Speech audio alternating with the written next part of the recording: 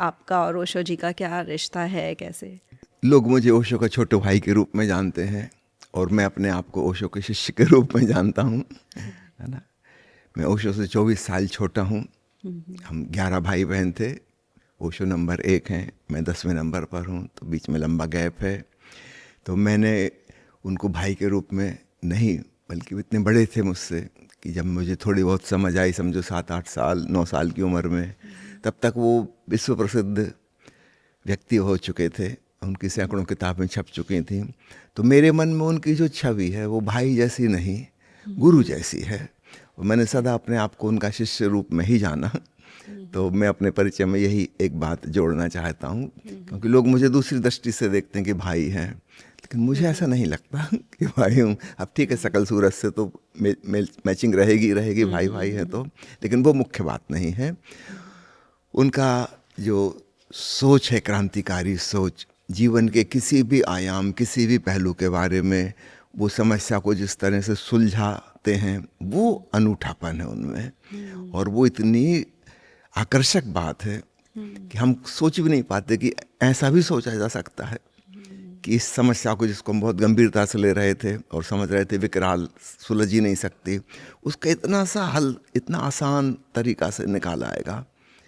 तो ओशो की यह खूबी, उनके क्रांतिकारी विचार, एक परंपरा लीक से बिल्कुल हटके, है ना, हमारी कल्पना के बाहर, वह उनकी अद्भुतता है।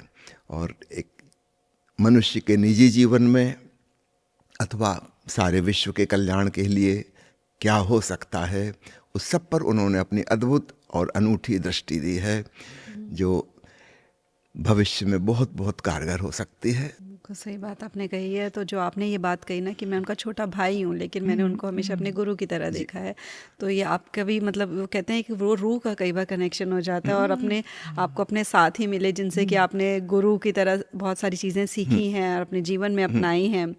तो अगर हम बात करना चाहें, क्योंकि आज हम यही सीखने वाले हैं कि हम अपनी ज़िंदगी की उलझनों को कैसे सुलझाएंगे उन सब चीज़ों से, तो आप, क्योंकि आपने कहा कि मैं अपने आप को शिष्य मानता हूँ, तो कोई ऐसी चीज़ जो आपने उनसे सीखी हो या आपको उन्होंने छोटे भाई की तरह सिखाई हो, लेकिन आपने उनको गुरु समझकर अपने जीवन में अपनाया? सबसे महत्वपूर्ण चीज़ मैंने उनसे जो सीखी, जो कई चीज़ें होती हैं जो बोल के नहीं सिखाई जाती, लेकिन हम देख के एब्जॉर्व कर लेते हैं, सीख लेते हैं, है ना। एक है उनका स्पष्टवादिता, है ना। वो जो उनके भीतर है वही वो बाहर अभिव्यक्त कर रहे हैं, है ना। सो ट्रांसपेरेंट एंड क्लियर, है ना। दूसरी चीज़, उनके ऊपर किसी परंपरा का, रूढ़ी का, किसी प्रथा का कोई असर नहीं है। वो सबसे हट के एक मौलिक सोच विचार, अपना खुद का चिंतन मनन, ये उनकी एक खूबी। फिर उनसे एक चीज़ सीखने मिलती है, वो है उनकी निर्भयता, है ना। उन्हें किसी भी चीज़ का डर नहीं है कि लोग क्या कहेंगे क्या नहीं कहेंगे। उनको अपना जीवन जैसा जीना है वो वैसा अपना जीवन जिए, और यही वो हमको सिखाते हैं। फिर एक उनकी खूबी है क्षण क्षण जीना। इसमें अतीत का भी कोई रोल नहीं है, भविष्य का भी कोई रोल नहीं है, कोई योजना नहीं है, कल इसका क्या परिणाम होगा इससे कोई लेना देना नहीं है, जो बीत चुकी सो बात गई उसका भी कोई प्रभाव नहीं है। अभी का यह क्षण अपने आप में सब कुछ है, जिसको वो कहते हैं लिविंग मूवमेंट टू मूवमेंट। तो ये कला धीरे धीरे उनसे पकड़ में आई कि कैसे लिविंग मूवमेंट टू मूवमेंट हो। नहीं तो या तो हमारे ऊपर हमारा पास्ट हावी रहता है या हमारा फ्यूचर हावी हो जाता है। उन दोनों से बिल्कुल छूट के, और तब हम पाते हैं कि इस जीवन में कितनी शांति है, कितना आनंद है, कितना उत्साह है, उमंग है और उत्सव है। जहाँ अतीत और भविष्य हम पर हावी हो जाते हैं, हम बहुत गंभीर हो जाते हैं, बहुत बड़ा बोझ हमारे सिर पर हो जाता है, और हम इस पल को सच पूछो तो जीवन का स्वाद चख ही नहीं पाते। ये उनसे सीखने को मिला। और सीखने मिलता है उनसे फिर ध्यान। और ध्यान की उनकी जो परिभाषा है वो सामान्य से बिल्कुल हटकर है। सामान्यतः लोग सोचते हैं ध्यान यानी कंसंट्रेशन, कंटेम्पलेशन, है ना, किसी प्रकार से अपने चित्त को एक जगह फोकस करना, एकाग्र करना। ओशो कहते हैं नहीं, ध्यान का अर्थ है अधिक होशपूर्ण होना। ये बिल्कुल अलग बात है। ज़्यादा होशपूर्ण, ज़्यादा सजग, more aware, more alert, more consciousness, more awareness in this moment. Concentrate नहीं करना है मन को, क्योंकि मन को कंसंट्रेट करना भी एक क्रिया है, और कोई भी क्रिया करते करते थोड़ी देर में हम थक जाएंगे, उब जाएंगे। और मन का स्वभाव है चंचलता, वो यहाँ वहाँ भागेगा, फिर हम परेशान होंगे कि ध्यान नहीं लग रहा।